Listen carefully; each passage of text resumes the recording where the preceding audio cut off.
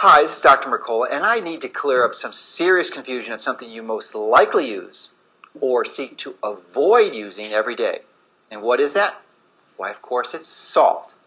You've been constantly barraged by the media and health experts who warn you to avoid salt.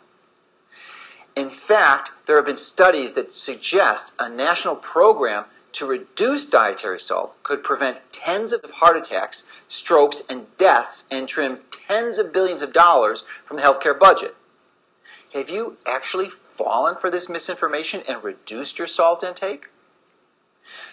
It would be understandable because there have been attempts to get Americans to restrict salt for decades. And in fact, the salt wars began about 40 years ago in 1972 when the National Health Blood Pressure and Education Program, which is a coalition of 36 medical organizations and 6 federal agencies, essentially declared that salt was unnecessary and evil.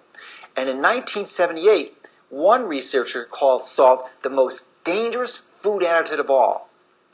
But the reality is, when you look at an average population and when you increase the salt intake, about 30% of people will experience a small drop in blood pressure when you decrease salt intake, but another 20% will actually have an increase. Now, another point to consider is that what actually happens when manufacturers lower the salt content of food. Usually, they choose to increase artificial flavorings like MSG, which is far worse than salt.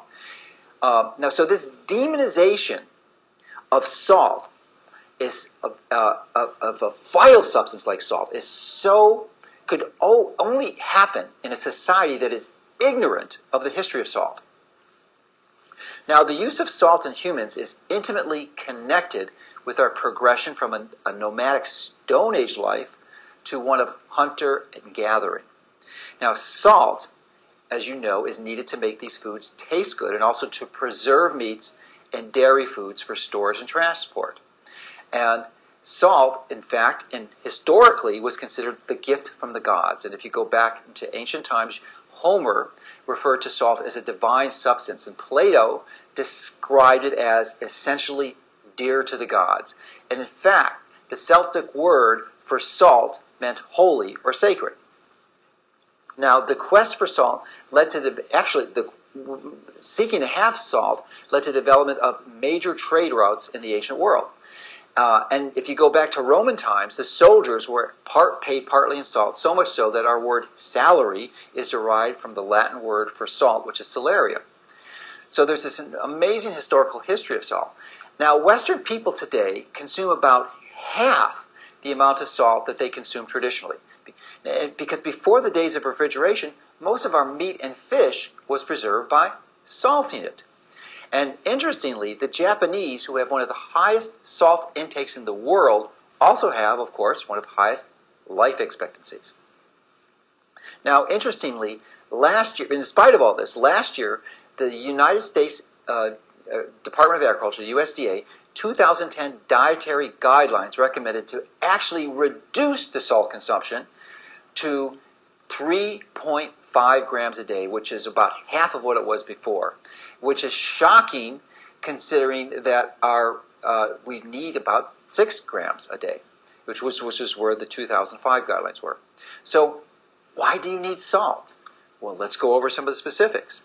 Salt is essential for life. You simply cannot live without it.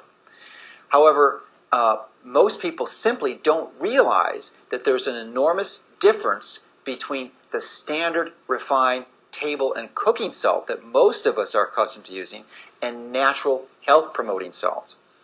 So what is it good for? It's important for a number of things. First of all, of course, to regulate and maintain our blood pressure, but it's also vital for our nervous system. Chloride is essential for the growth of our brain and development of neurological function. And that the sodium actually activates an enzyme needed for the formation of glial cells. And these are the cells that makes us capable of creative thinking and long-term planning.